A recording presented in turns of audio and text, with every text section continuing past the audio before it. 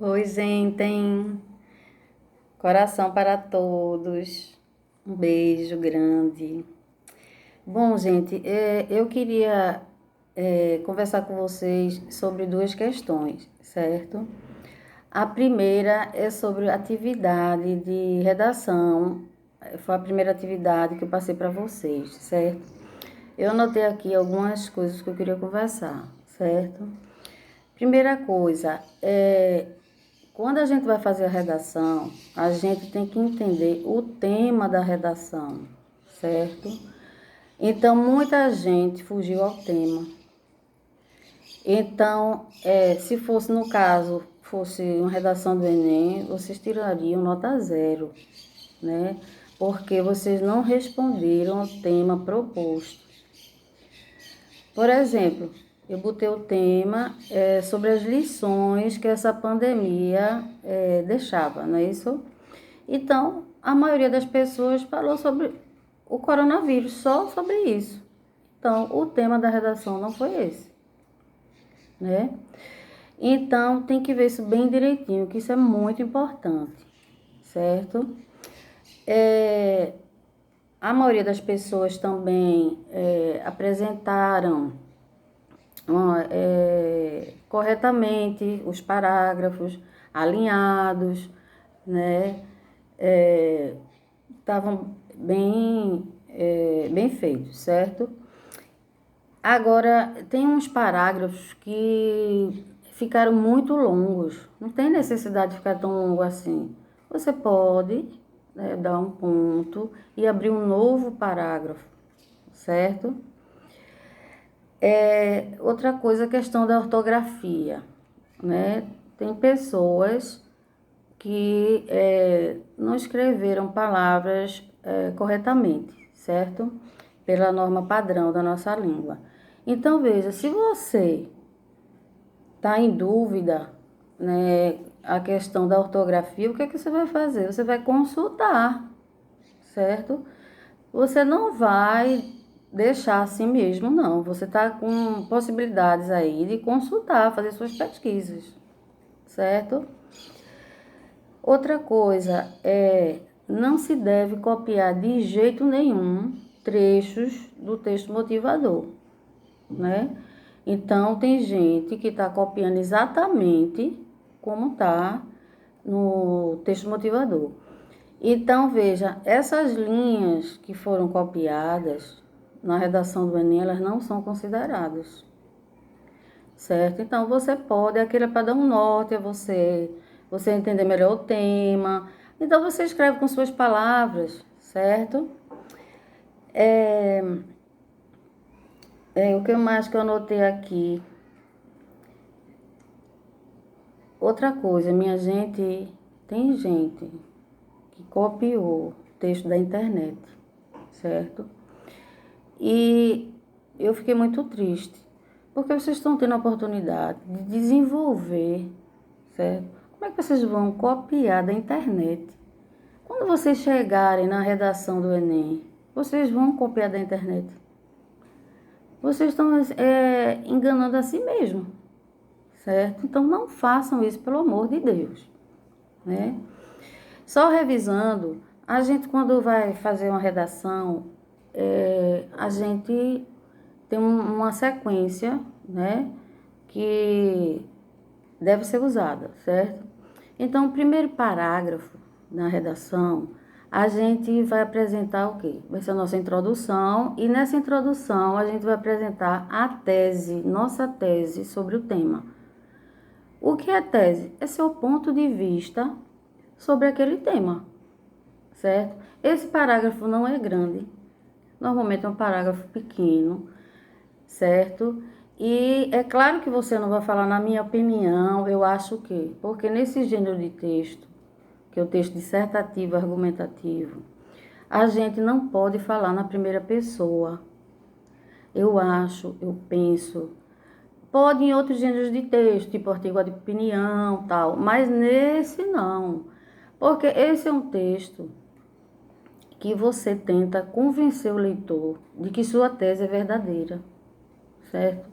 Então, se você coloca que é na sua opinião, que na sua casa. Então, você não vai convencer as pessoas de que sua tese é verdadeira. Agora, se você mostra que foi conforme uma pesquisa realizada ou que a imprensa publicou, questões que estão fora da sua própria visão, certo? Então, isso aí vai convencendo o leitor e vai tornando seus argumentos consistentes, certo? Então, você pode dar exemplos nos argumentos, certo? Depois, aí nós temos o primeiro parágrafo é a tese, depois temos os argumentos, né? Que você aí pode dar exemplos, etc.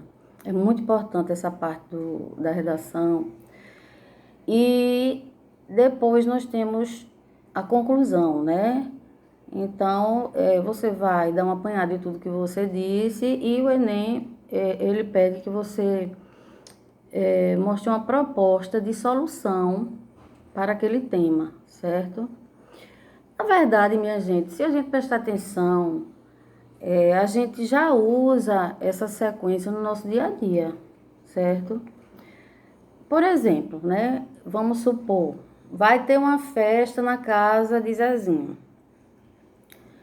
Aí eu digo, gente, vai ter uma festa muito boa na casa de Zezinho. Essa é a minha tese. A festa vai ser muito boa. Aí eu vou usar argumentos para mostrar que essa festa vai ser boa. Tipo, olha, sabe quem vai para a festa? Pedrinho, aquele gato. Vai o primo dele, que todo mundo merece. Vai ter muita comida, muita bebida. Esses são meus argumentos. E a conclusão? Ninguém pode faltar a essa festa. Por isso tudo que eu falei. Então, no dia a dia, a gente usa essa sequência sem perceber. Tese, a festa vai ser boa, os argumentos e a conclusão, certo? Então, bom, sobre essa parte de redação, eu anotei esses pontos, certo? Eu queria também falar com vocês outra questão, que é a questão de literatura, certo? Eu passei para vocês uns exercícios sobre literatura e queria dar um apanhado geral sobre isso aí, certo? Eu disse, a gente está estudando sobre o romantismo, não é isso? Pronto. Aí eu disse a vocês, olha, a gente vai estudar primeiro a parte de poesia e depois a gente vai estudar a parte de prosa. Aí, o que é prosa? É conversa? Não. A prosa é um texto que é escrito em parágrafos, certo? Não tem aquela estrutura de um poema, com versos e estrofes. Então, todo o texto que não tem aquela estrutura de um poema tradicional, que tem parágrafos, tipo a redação que vocês fazem, por exemplo. É um texto em prosa, certo? A maioria dos livros que vocês estudam, de história, de geografia, tal, o texto está em prosa, certo? Então, essa é a grande diferença. Então, voltando para a questão do romantismo na poesia, que é o que a gente vem estudando, né? O romantismo, ele chegou aqui ao Brasil basicamente quando a família real portuguesa veio morar aqui, né, lá no Rio de Janeiro. Então, até porque ficou mais fácil de divulgar esses textos, né, porque a imprensa veio também, né, então pode ser publicado os textos. Antes não era assim, né, tinha que os textos serem publicados em Portugal, tinha que ter autorização, né? Então, dificultava mais essa divulgação dos textos, né? Então, o romantismo, ele iniciou mais ou menos no final do século XVIII e foi até o final do século XIX. Aí, professora, como é que eu sei que ano foi isso? Olha, eu vou dar uma dica. Quando vocês quiserem saber que ano corresponde mais ou menos àquele século, vocês diminuem de um. Tipo, século XVIII, 18 menos 1, 17. Então, os anos 1700. 1701, 2, 3. Século XIX, 19 menos 1, 18. 1801, 1802, 1803. Século XX, 20 menos 1, 19. 1901, 1902, 1903. Então, ou no caso, o romantismo começou no final do século XVIII e foi até o final do século XIX, né? Então, nós temos algumas características que são próprias do romantismo, certo? Mas antes eu me esqueci de falar uma coisa, um fato importantíssimo. Nesse período que a família real veio para o Brasil, aconteceu uma coisa importantíssima para a gente, né? Que foi a independência do Brasil, né? Então, surgiu um apego muito grande para as questões dessa nova nação, né? Houve a necessidade, o pessoal, todo mundo curtindo essa nova fase, independente de Portugal. Então, queria exaltar as coisas do nosso país, a flora, a fauna. Então, esse sentimento nacionalista ficou muito grande, certo? Então, veja bem, é uma das características fortes do romantismo é o nacionalismo. Por quê? Porque o pessoal estava vivendo essa fase, certo? Outra característica também do romantismo é esse sentimentalismo exagerado, né? É cheio de dramas, né? Eu morro por conta disso, eu estou sofrendo demais, aquela coisa exagerada, certo? Também houve uma idealização do amor e da mulher, certo? O que é idealização? Coisas, fantasias, né? Por exemplo, eles colocavam a mulher como um anjo, uma coisa pura, uma coisa assim, fora da realidade. Então, é o, é o que estava nas ideias, mas não é que, na verdade, se concretizava, certo? Então, por isso que se diz idealismo do amor e da mulher. Teve uma fase também, que foi uma fase assim que tinha um tom meio depressivo, se falava de morte, de coisas macabras, também faz parte da característica do romantismo, certo?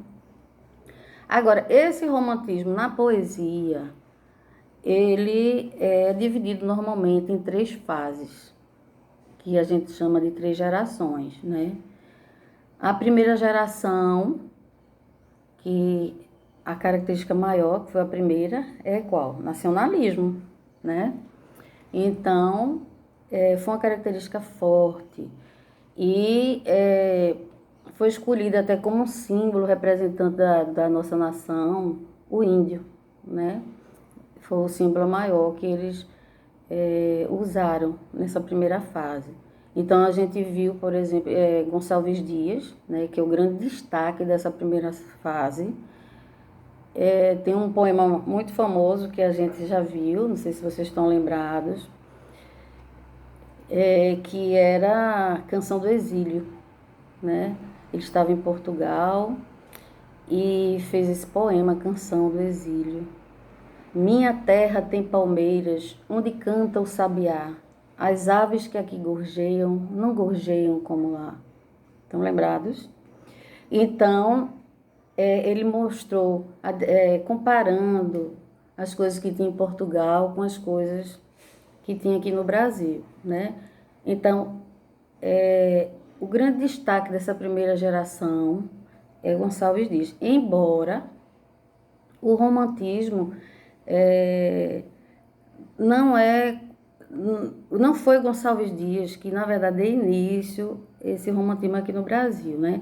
Quem deu início foi Gonçalves de Magalhães, com a obra Suspiros Poéticos e Saudades. Mas essa obra não teve grande repercussão, né?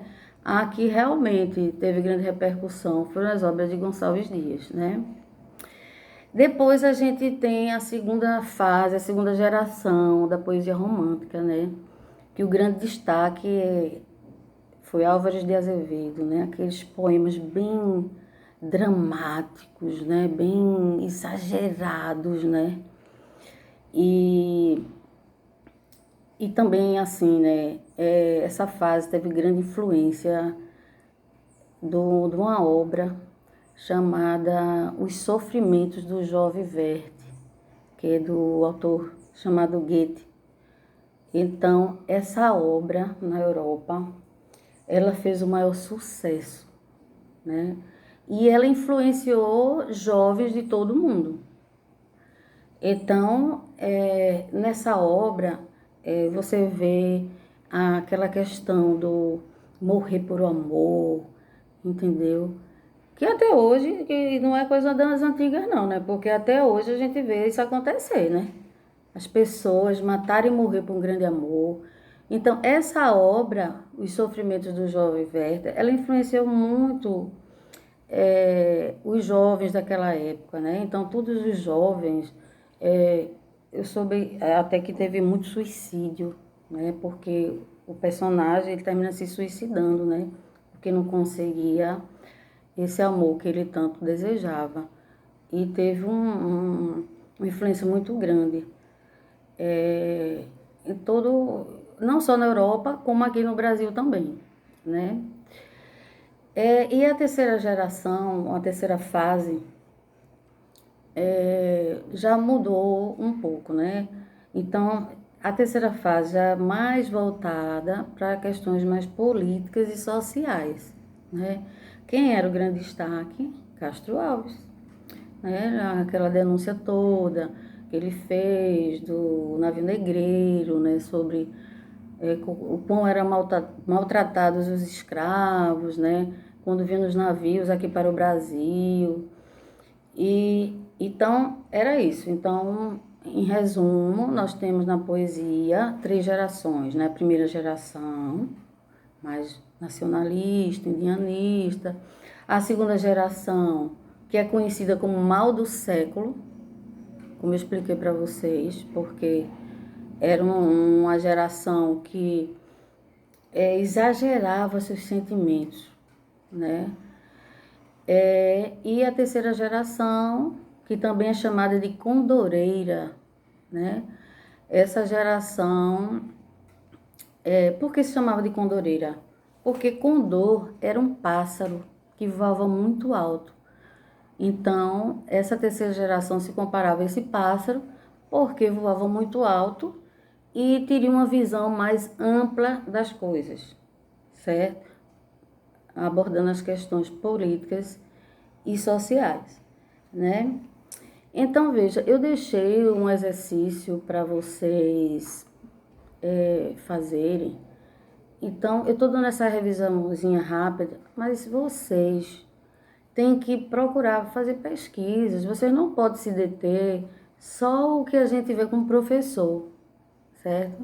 Vocês têm que ir mais além. Vocês têm que pesquisarem. Vai marcar uma questão. Eita, eu estou em dúvida se é A ou B.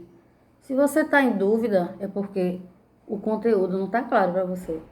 Porque se tivesse claro, você não teria dúvida. Aí você vai fazer o quê? Vai chutar? Claro que não, né? Você vai pesquisar para ter certeza qual seria a resposta da questão. Pelo amor de Deus, até porque vai prejudicar a nota de vocês, né? Eu botei até no final do exercício uma questão sobre poesia e poema, certo? Então, as pessoas confundem muito poesia com poema.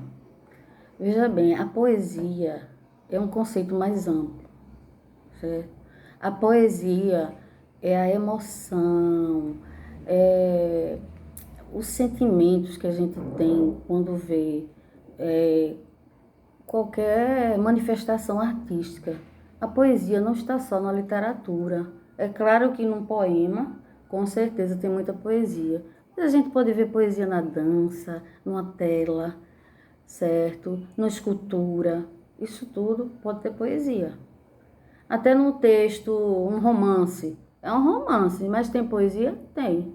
Tem muitos romances que tem cada trechos assim poéticos, lindos, certo? Então uma coisa é poesia. E o poema? O poema é um gênero de texto, normalmente composto por versos e estrofes. Aí é poema. Normalmente é muita poesia no poema, né? Mas não são a mesma coisa, certo?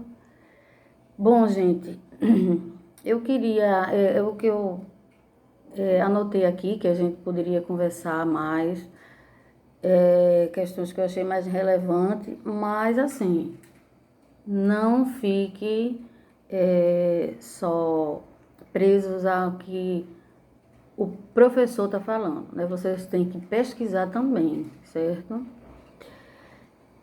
Eu também tinha outra coisa para falar, agora me esqueci o que é, meu Deus do céu. Bom, gente, então, por hoje é só. E depois a gente conversa mais, tá bom? Beijos.